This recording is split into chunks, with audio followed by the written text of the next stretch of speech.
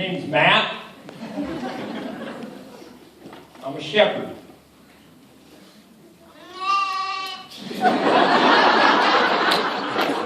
Thank you, Scrambles. At this point, you might say something like, "Hi, Matt." Hi. Or, "Howdy, partner." Howdy, partner. Or, "Hey there, good looking." All right. I'm glad we're getting off on the right hoof. People tell me I'm a pretty good shepherd. Sheep rancher is what they say. I prefer the term shepherd. It's more personal. Less like I'm running a business, which I guess I am. I got 150 sheep, but I don't have that much land, so I got to negotiate grazing rights. And along with grazing rights, I got to go to livestock auctions, right? And I got to deal with transportation contracts and processing fees and get this futures contracts. Shoot, who thought we'd ever see the day when shepherds have to deal with futures contracts? And I got myself a little sheep dairy. How many of you ever had sheep cheese? Not cheap cheese. Sheep cheese. How many have sheep cheese? It's going to catch on, I'm convinced. But you see, if you have a dairy, then you got to have cold storage. And you got cold storage, then you got to rent out the excess storage just to make it pay for itself. So now I can rent that out to all my friends, and I'm a landlord.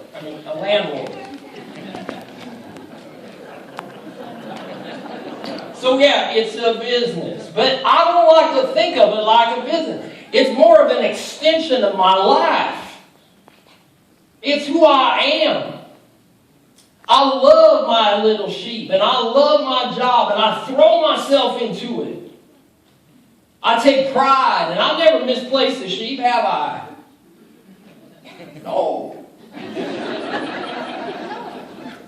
I mean, I lost a few to coyotes and sickness, but for the most part, they just get big and fat and woolly, and they have little lambs just like they're supposed to.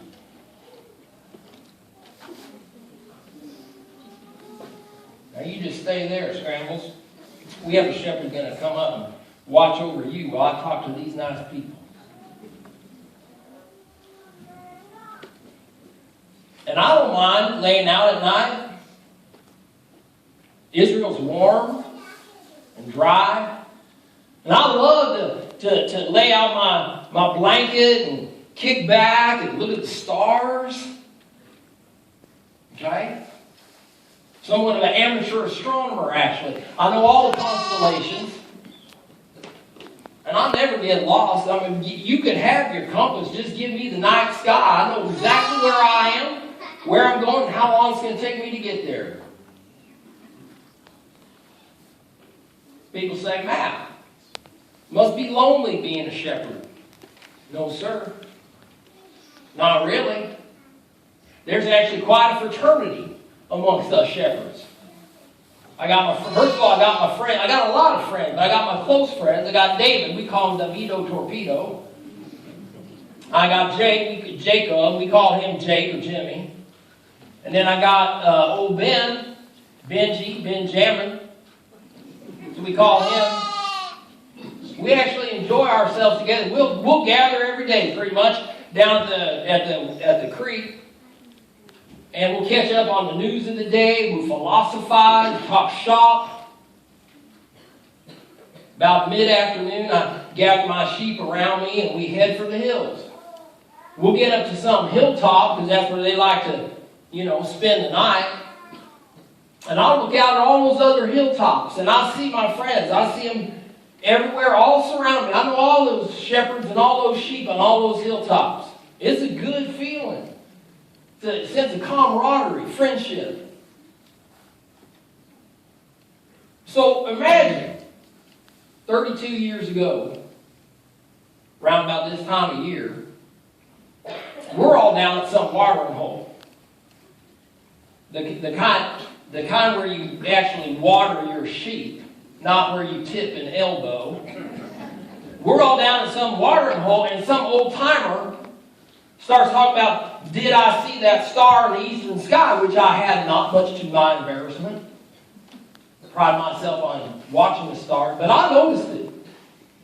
I noticed it that night, and I'll be a camel's hump if for the next month that star didn't get brighter and stronger and closer and stronger and brighter until one night the glory of that light from that star shone all around us like the smell of corn dogs at the county fair. I'm telling you, light was everywhere. You could not miss it. It was dark. It looked like high noon. Lit up all the hilltops. And that was just part of it. But there was this noise, the noise. And this wind and these strange clouds. And then there was the thunder so thick you could practically touch it, and so loud I could not hear myself talk. And then I knew something was strange. So I gathered up all my little sheep. And we headed straight down for the creek, down the bottom. And when I got there, and I was one of the last ones to get there. Okay? When I got there, what I found was all my friends, and they're already laying up plans to go up Bethlehem way. Which didn't make any sense to me. So I asked, what's this about Bethlehem? And they said, and you'll find this hard to believe, or maybe not, being as how you're here in church and all, you might believe it already, but they said that an angel of the Lord had told them that HaMashiach, that's Hebrew. So I don't know if everybody speaks Hebrew, that means the Messiah. That the Messiah would be born that night in Bethlehem, Savior of the world. Sheep. I said an angel told who? They said told all of us. I said, I didn't hear anything. And you all were all spread out. How can you all? They said it was loud enough for everybody to hear. I said, yeah, but I didn't hear nothing. And old Ben said, well, you're probably listening to your iPod again. Which I was not. I was watching that star. That was it. That was the only thing. And then this old timer, he comes up to me and he said, well, Matt, listen to me. We heard his voice and we're going to follow. All right? Now, there's one thing you need to know about shepherds. First of all, sheep. Sheep follow each other. Sheep follow each other. That's why they're sheep. Okay? Because that's because they're sheep. That's why they're sheep. That's because they're sheep. But shepherds don't like to follow anybody. They like to do it their own way. Every man does what he has to do. If you're a shepherd, that's our code. Okay? So I said to them, well, if y'all going up Bethlehem way, I'll just tend your flocks till you get back. You make better progress without the sheep. You know what's funny though? How that old timer said to me, he said, we heard his voice and we're going to follow. See, that's shepherd lingo. We heard his voice. Like my sheep hear my voice and they follow me. It's almost like that old timer was saying that he was a sheep and that he heard his shepherd's voice. All right. Now, some of you are wondering about the state of the art here in sheep ranching in Israel, and what kind of hay do we use? Alfalfa. And what's the price? How much do we get? The price is 43 shekels per kilo right now. And I don't make any money if the price goes down below 38. But I'm doing okay for now, and it's pretty much like you'd imagine. I mean, I got my four-wheeler and I got my dog, and we spend most of the time, we round up sheep, we make sure we take them up to the grazing pastures where we got to go, and we chase off coyotes. And then there's lambing every spring, just like you might imagine. There's one thing that's different though, and you know what that is? We don't chew tobacco like you do in this part. We prefer something else. Banana chips. I call it my banana snuff. No, seriously, I got my can right here. See, I'll show it to you. There it is. There's my banana chip snuff. Now, fast forward your VHS tape to about last year. And we moved up to the north. We moved up Galley Way, because there's a lot of good sheep ranches up in the north. There's more water, first of all, and that means that there's easier grazing than where we used to live. So Davito, Torpedo, and I, we moved up first, and then Jake and Benji, they came up after. And I was in some little village that I had to go to pick up supplies with my son. And we came out onto the village green, which was all buzz from these people, because apparently, the story goes, the day before, this well-known blind man had been healed of his blindness. And I knew that guy too. I used to see him on the corner begging. And the story said, that people said that this Jesus didn't heal him. But I didn't believe it. Because there's always some sort of explanation for this sort of thing. Miracles don't just happen. Miracles.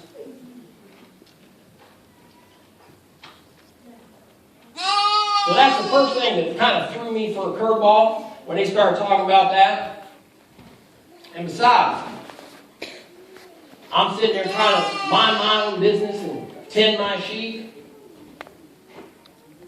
But when I heard that name, Jesus, I remember that. That stuck out to me like a tail on a mother ewe. He was the one 32 years ago that caused all that ruckus. He was the one 32 years ago that my friends went to see that night in Bethlehem, and I didn't. And he was the one that, in a manner of speaking, my friends, they followed all the rest of their lives, and I didn't.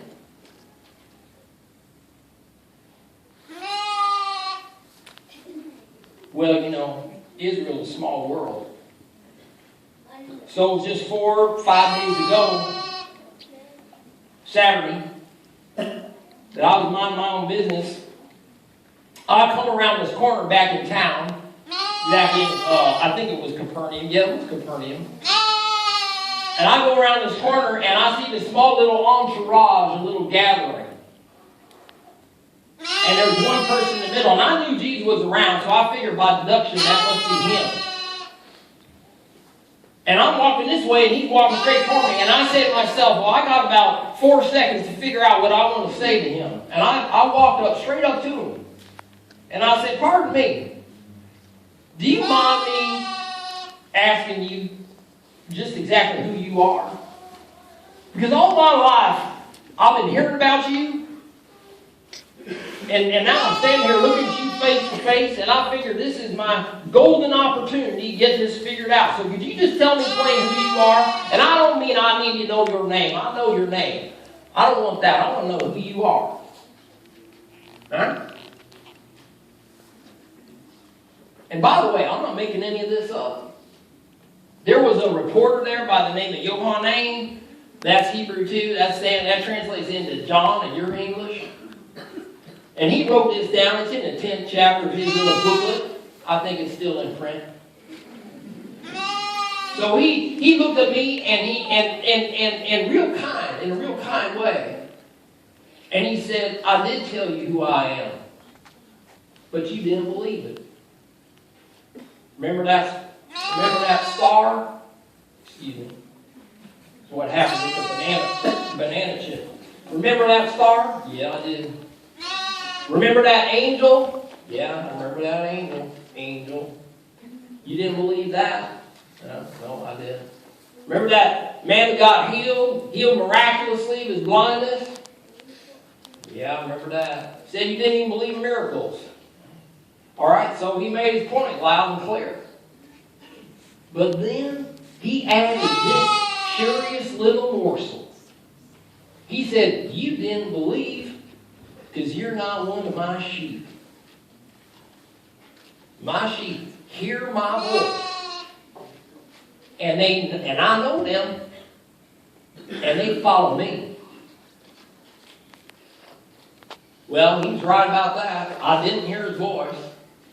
And I didn't know him. And I didn't follow him. And I wasn't one of his sheep.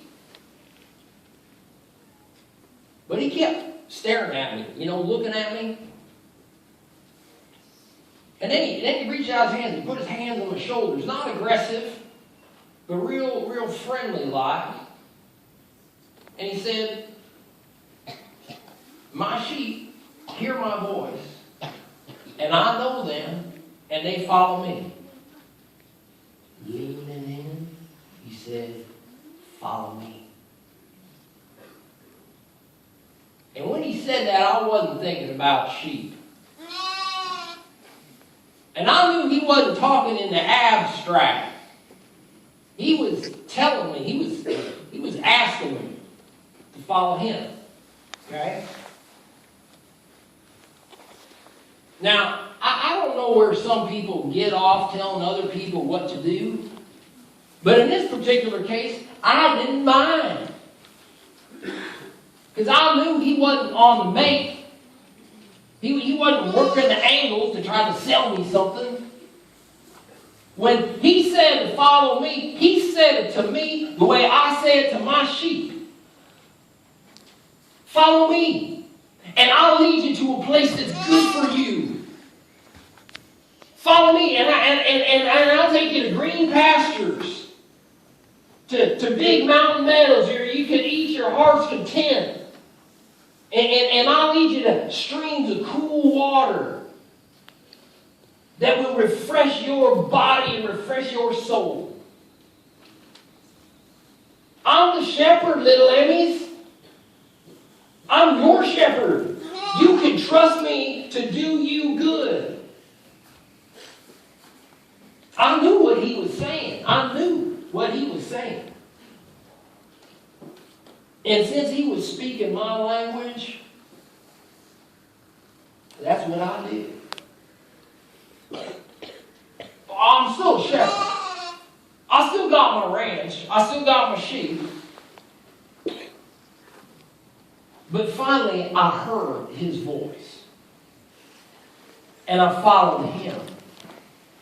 And he knows me. I'm still a shepherd. I think I'm a pretty good shepherd. But you know what? I'm also a sheep. Okay? And every day, I'm listening. Because every day, I want to hear the voice of the good shepherd. Now, that's all I got. Except to say Merry Christmas to you all. And I know there's some boys and girls around here that want to come and take a closer look at scrambles. But I think your band is fixing to play another song. And so when they're done with that, your pastor is going to give you a little dismissal. And then, boys and girls, you can come on up here and check out Scrambles. And he wants to talk to you. He loves people, as you can see. Of course, he misses his mama. But you could make up for that if you just, rub his behind his ears or something. All right? So here's the thing. I'll see you back here. By my itinerary, I'm coming back in 5 years. I expect to see you all again. Right now, I'm going to go eat some sheep cheese and banana snuff. Merry Christmas, y'all.